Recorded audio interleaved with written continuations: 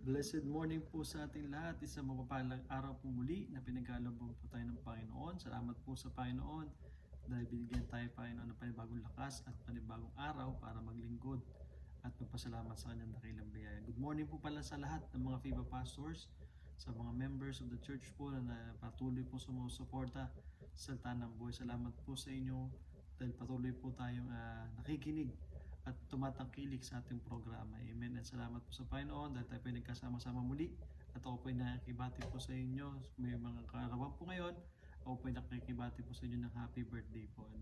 Kaya maraming salamat po dahil kayo po ay binigyan muli ng panibagong taon ng Panginoon. At ganoon din sa mga mayroong anniversary for this morning ay ako po ay nakikibati po ng happy wedding anniversary po. At maraming salamat po kay Pastor John na ako po ay binigyan muli ng panibagong schedule para sa salita ng buhay. At salamat po sa Panginoon dahil patuloy niya po tayong binibigyan ng lakas para patuloy po tayong bigyan ng Diyos ng knowledge and wisdom para sa panibagong araw na pinagkakalob ng Diyos bawat isa sa atin. Sige po, hindi na po tayo magpapakatagal. Tayo po ay mag-aaral po sa salita ng Panginoon. Alam ko po yung iba ay may mga gagawin pa, may iba po may papasok pa, yung iba po mag-Bible study pa. Kaya bago po tayo mag-Bible study o bago po tayo pumasok, tayo po ay mag-aral po muna sa salita ng Panginoon. Okay po? Sabi po ng Bible, let's open. Kung may Bible po kayo dyan, ako po inyong samahan. Sabi po sa Book of Revelation chapter 2 verse 7 and 11. Yan na lang po ang ating babasahin. Okay, dalawang verse lang po. Kaya sabi po ng Bible sa atin, sabihin nyo na lang po ako sa inyong mga mata. Sabi po ng Bible, Revelations 2 verse 7 and 11. He that hath an ear, let him hear with the Spirit saith unto the churches, to him that overcometh will I give to eat of the tree of life, which is in the midst of the paradise of God. Verse 11, He that hath an ear, let him hear what the Spirit saith unto the churches, he that overcometh shall not be burned, shall not be hurt of the second death. Kaya tayo po ay manalangin. Panginoong Diyos na manan sa langit, Diyos na Abraham, na Isaac, na Jacob, we praise and thank you, Lord, sa magandang araw na pinagkakaloob ni Lord sa amin. Salamat, Panginoon, sa kalakasan na pinagkakaloob ni Lord sa bawat isa sa amin. Pagpalain niyo rin, Lord, ang aming pag-aaralan na salita na kay Lord ang nagbigay sa amin. At higit sa Panginoon, gamitin niyo, Lord, akong instrumento para may paliwanag po, Panginoon, ang inyong mga salita sa inyong mga anak, Panginoon. Maraming salamat, Panginoon, dahil kayo ang aming Diyos na buhay, na bilang anak pulod ninyo, kami po na ng panataya ng taos puso, Panginoon. Kaya binabalik ko po pa salamat, and we pray also for the peace of Jerusalem. In Jesus' name, Amen. Kaya pinamagatan ko po itong ating topic for this morning is about the importance of true listening to God's Word. Amen. The importance of the true listening to God's Word. Amen. This book of Revelation, kung babasahin po natin itong book of Revelation chapter 2, up to chapter 3, Jesus Christ described the 7 churches and their works as a church. Amen. Makita niyo po dyan kung ito po ay series of studies or series of reading po ninyo, makikita nyo po dyan na mayroon po 7 churches na si Jesus Christ po, describe nyo po dyan. Una po, nandiyan yung Church of Ephesus, nandiyan po yung Church of Smyrna, nandiyan po yung Church of Pergamos, Church of Thyatira, Church of Sardis, and Church of Philadelphia, and Church of Laodicea. Yan. Kaya makita nyo po dyan sa mga bawat verses po dyan na bago po siya lumipat sa isang church, Jesus Christ always reminded that the church or should listen carefully. Amen. Ibig sabihin po, bawat bago po matapos po si Jesus Christ sa isang church, Jesus Christ Himself encourage that all the people or all the churches should listen carefully. Kaya ibig sabihin po, dapat po tayo bilang isang anak ng Panginoon ay dapat po nakikinig tayo. Amen. No? That's why the Lord Jesus Christ gave us na ginawa tong ating mga tenga, okay, para makinig. Okay? Amen po mga minamahal. No? Kaya yun yung purpose po ng ating pag-aaral. Kaya this morning, papag-aaralan po natin na dapat kailangan pala natin maging sensitive attentively to God's Word. Amen. Kaya yun ang gusto ng Panginoong Diyos bilang anak ng Panginoon. Amen. Na sa atin bilang isang Kristiyano, many people have ears, okay, but not truly listen. Amen. Marami dito na may mga tenga pero hindi nakikinig. Okay? Totoo po 'yan, no? Kaya dapat pag-aralan natin, kaya marami tayong narinig na sermon, especially sa Salita ng Buhay, marami tayong mga pastors na patuloy tayong pinapakinggan. Amen. Marami tayo dito nakakuha mga verses, encouragement, testimonies, example. Pero, but the biggest question is, okay, marami pa rin still discouraged. Okay? Marami pa rin lack of faith. Bakit? Bakit ganun po mga minamahal? So tingin natin, ano kayang problema? Bakit? Marami tayong narinig na preaching, marami tayong nakikinig na sermon, okay? Pero may mga problema pa rin, no? Minsan kukulang pa rin yung ating pananampalataya. Nagkukulang pa rin yung ating mga nagkakaroon pa rin tayo ng discouragement sa buhay. Bakit? Kasi nga, sabi ng Bible, we did not seriously listen sa sensitivity. Okay? Di tayo masyadong nakikinig sa mga napapakinggan natin, especially sa salita ng Panginoon. Amen? Kasi sabi ng Bible sa verse 7, gusto ng Panginoon na kung meron kang tenga, makinig ka. Amen? Kung meron kayong tenga, magpakinggan mo. Amen? You should listen carefully. Amen po, no? Kaya bilang sa Kristiyano, gusto ng Panginoon, maintindihan natin, kaya nga, pinamagatan ko itong the importance of true listening to God's Word. Amen? Number 1 point na naobserbahan ko po dito, pag tayo pala ay isang Kristiyano at mananampalataya sa Panginoon, dapat po nakikinig tayo. Okay? Sabi ng Bible dito, no? Sa book of Revelation chapter 2 verse 7, what the Bible tells to us, he that hath an ear, let him hear what the Spirit saith unto the churches. To him that overcometh will I give to eat of the tree of life, which is the midst of the paradise of God. Isa po yung sa mga privilege po natin bilang isang Kristiyano, no, bilang mananampalataya ng Panginoon, no? Kaya ibig sabihin po, gusto ng Panginoon na ikaw at ako na tumanggap kay Jesus Christ ay maging serious tayo sa pakikinig sa salita ng Panginoon. Amen? Kaya number 1 point ko na na-observe ko dito, the importance of true listening to God's Word is the one who listens gains spiritual understanding. Amen? Kung sino po ang tao nakikinig, ay magkakaroon po siya ng spiritual understanding. Amen? Kaya salamat po sa Panginoon dahil ikaw at ako na tumanggap kay Jesus Christ, na unawaan mo yung salvation, no? Naintindihan mo na ikaw ay isang makasalanan sa harapan ng Panginoon. Amen? Kaya ibig sabihin po, gusto ng Panginoon, ikaw at ako ay talaga magkaroon tayo ng spiritual understanding. Amen? Bilang isang anak ng Panginoon, dapat po, especially pag nasa church kayo, dapat po lagi kayo nakikinig sa mensahe ng Panginoon. Amen? Bakit? Bakit po natin kailangan pakinggan? Kahit sabihin natin yung preacher dyan ay bago, kahit yung mga bata dyan ay training pala, magpipreach, pakinggan natin sila. Bakit? Salita ng Diyos ang kanilang pinapahayag. Amen? At nakakalungkot nga, minsan, mas trending pa yung mga chismis eh. Yun ang mas pinakikinggan natin eh. Yung mga jokes eh. Diba? Sa mga preaching. Pero yung lesson ng Word of God, diba? Yun ang nakakalimutan natin. Yung thought ng tinuro ni Pastor. O, kung babalikan natin ano yung points ng Pastor nung tinuro sa inyo Sunday. Diba? Mamaya nakalimutan mo, hindi mo matandaan. Bakit? Hindi tayo masyadong attentive. Okay? Pero yung jokes na sinabi ni Pastor no Sunday, alam nyo. Diba? Yun naman sa tatandaan nyo. Pero kaya pag dumating ang problema, bagsak tayo. Bakit? Jokes ni Pastor ang napakinggan. Okay? Yun ang natandaan. Yung outline ni Pastor, yung mga number points niya, sub-points niya, nakalimutan mo. Amen? Which is yung nakakalungkot. Amen? Pero dapat po bilang anak ng Panginoon, baguhin natin ating sistema. Okay? Kaya si Jesus Christ, idinidiin niya ito. No? Pag may tenga ka, dapat makinig ka. Amen? Hello? Po ba mga minamahal? That's why sa atin sa church dapat po hindi tayo distracted when pagpupunta sa church, no? Dapat po talagang tayo ay seryoso sa Panginoon, lumalakad sa kanyang kawalatian. Amen? Sa kanyang kabanalan. Okay? Kaya tayo po dapat bilang isang anak ng Panginoon, dapat maging seryoso tayo sa Panginoon kasi si God, seryoso siya eh. No? When He go to this cross, ito, yung cross na nasa likod ko, di ba? Hindi po siya nagdalawang isip dyan eh. No? Hinarap niya yan. Sumugod siya dyan. Okay? Kahit na siya nahihirapan. Amen?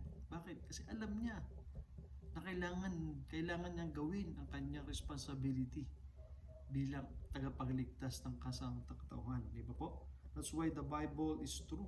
Amen? Kaya itong Bible natin, kaya nga si Jesus Christ, always niya, bago siya lumilipas sa isang church, dapat makinig kayo. Kung ikaw ay may tenga, makinig ka. Amen? Hello, dapat po kung may tenga kayo, makinig kayo, maging attentive kayo. Okay po mga minamahal. Hello? Kaya ibig sabihin, the one who listens gains spiritual understanding. Amen? Yun po ang gusto ng Panginoon eh. Okay, that's why, let's focus our mind and heart to Jesus Christ in His Word. Amen? Bilang anak ng Panginoon, alamin mo sa puso mo, sa isip mo, yung salita ng Diyos. Amen po. Yan ang gusto ni Jesus Christ para sa atin bilang anak ng Panginoon. Amen. Kaya ikaw po mga may namahal, mahal tayo ng Panginoon eh. Amen. Mahal ka ng Panginoon. That's why the Lord Jesus Christ reminded us that we should listen carefully. Amen. Let us be attentive to what is calling to us. Amen. Tama po ba mga minamahal? No? That's why the Bible tells us na gusto ni Lord, makinig ka. May tenga ka, kung may tenga ka, makinig ka. Amen? Number 2. Sabi ng Bible sa verse 11, no? Sabi po ng Bible dito, verse 11, He that an ear, let him hear what the Spirit saith unto the churches. He that overcometh shall not be hurt of the second death. Yan. Okay, sabi po ng Panginoon, no? Pag tayo pala ay may tenga, makinig ka sa Espiritu ng Panginoon. Amen? Kaya sabi ng Panginoon dito sa atin, no, number 2 points ko, the one who listens becomes obedient heart. Amen. Kaya salamat po sa Panginoon dahil ikaw at ako, nag-response ka dun sa salvation na tinanggap mo ngayon. Amen. Kaya ikaw po ay ginagamit ngayon sa inyong church. Amen. Kaya kung ginagamit ka sa church nyo, nag-ministry ka, pagbutihin mo pa. Amen.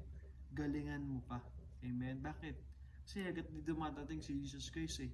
No? Hanggat hindi pa natin, hanggat nandito pa tayo sa mundong to, we give our best to God. Amen?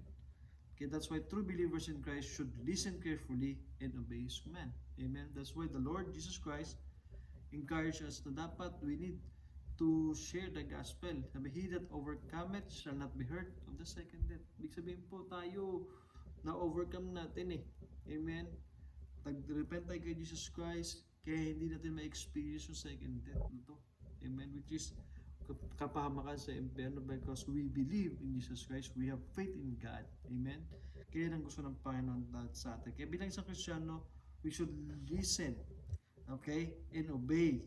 Okay? Is a partner to unlock the God's given blessing. Amen? Pag tayo pala, mga kapatid, ay marunong makinig sa Panginoon, alam niyo po ba, hindi po pwede maghiwalay ang listen and obey eh. Amen? Huwag mong paghiwalay niyan kasi madalas mag-uobey tayo pero wala sa puso.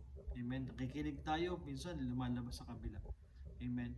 Kaya dapat po, pag tayo po ay nakinig sa Panginoon, okay, para ma-unlock mo yung God's given blessing, amen, you should learn, pagsamahin mo yung dalawa.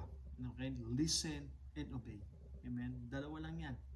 Kung gusto ma-unlock yung blessing of God, amen, you should be listen and obey to God. Amen? Para ikaw ay pagpalain ng Panginoon. Amen? Pag mga ikaw ay sumusunod sa Panginoon na totoo at talaga nanampalataya ka, talaga ang Diyos ibibless ka ng Panginoon. Amen? Kasi nga, sumusunod ka sa Kanya. At talagang nakikinig ka, sumusunod ka pa sa Panginoon. May mga example po ako, especially sa Bible, no? Na makikita po natin sa Bible kung sino yung mga tao na sumunod kay Jesus, na pinagpala ng Panginoon. May marami dyan sa Bible, no? Pero magbibigay lang po ako ng mga short example, especially number 1, si Abraham. Amen, Abraham.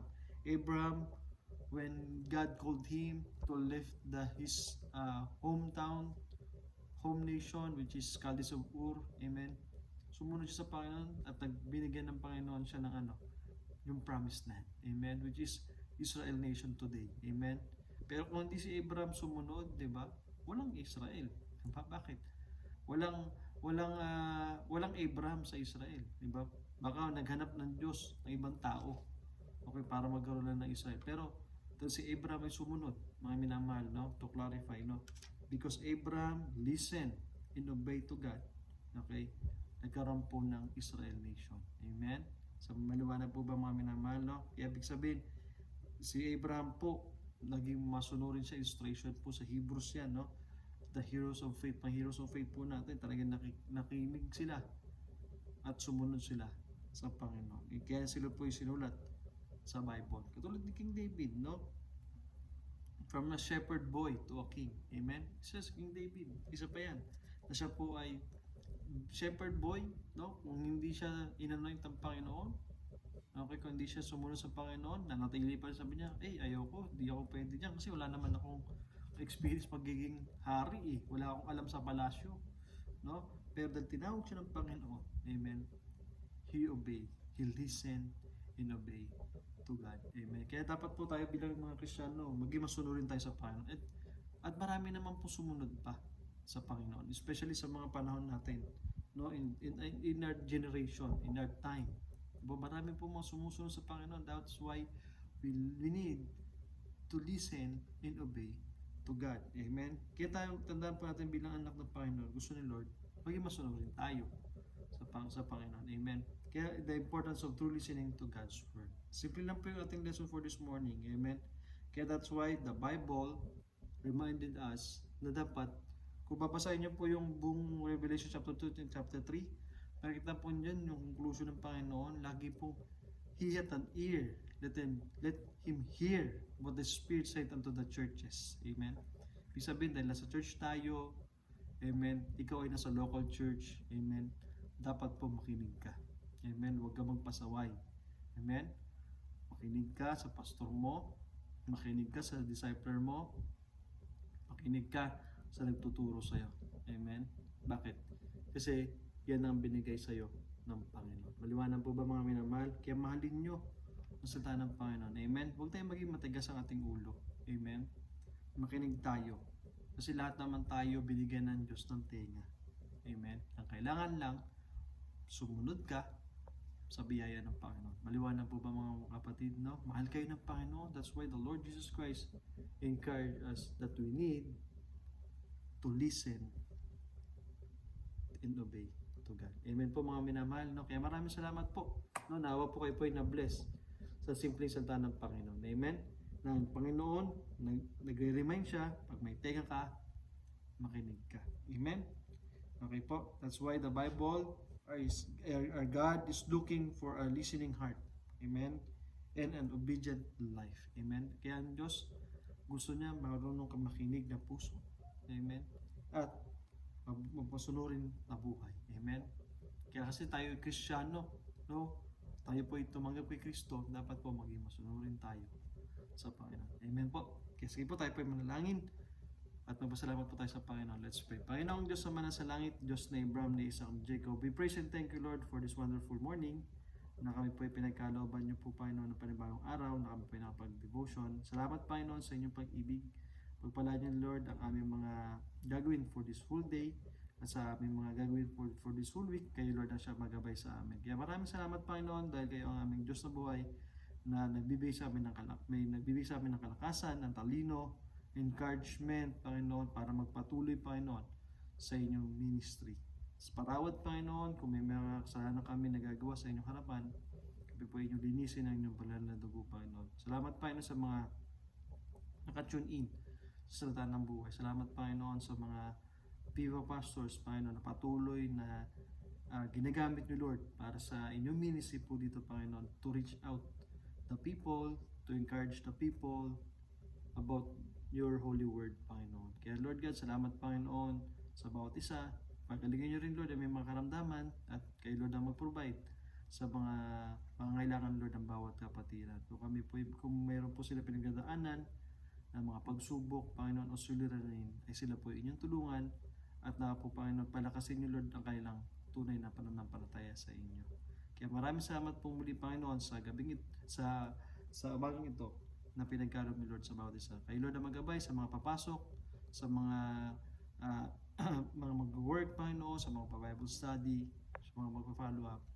Panginoon, patuloy niyo, Lord, na gabayan sila sa inyong awat biyaya. And we pray for the peace of Jerusalem. Tulungan niyo, Lord, ang mga namumuno, Panginoon, sa mga gera po sa Middle East. Panginoon, I pray na kayo, Lord, ang mag-intervene po, Panginoon, nito. Dahil kayo po, Panginoon, na nakakalam at nakakakita, Panginoon, ng mga ginagawa ng inyong mga anak. Kaya higit sa lahat, we pray for the missionaries na kayo, Lord, na magpadala, Panginoon, at mag-send ng maraming laborers, Panginoon, sa iyo. Iba't ibang country na hindi pa po Lord nakakaabot, Panginoon, ng Ebanghelyo, Panginoon. Kaya binabalik ko po papuri pa salamat sa matamis sa Panginoon Kristo Jesus na Misaya ng Israel.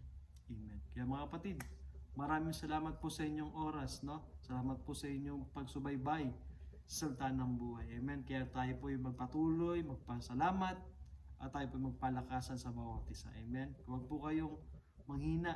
Amen. Lalo po kayo lumapit sa Panginoon. Amen. Lalo niyo po mahalin ang inyong church. Lalo niyo po mahalin yung inyong pastor. Mahalin niyo po yung mga co-members niyo po sa church. Amen. Kaya nawa po tayo po yung magkasama-sama muli. Hanggang sa susunod po muli sa salita ng buhay na ito. No? Kaya, Pastor Samuel Cornel po ng Living Water Bible Baptist Church, maraming salamat po. At mag-ingat po kayo lahat and God bless po sa lahat.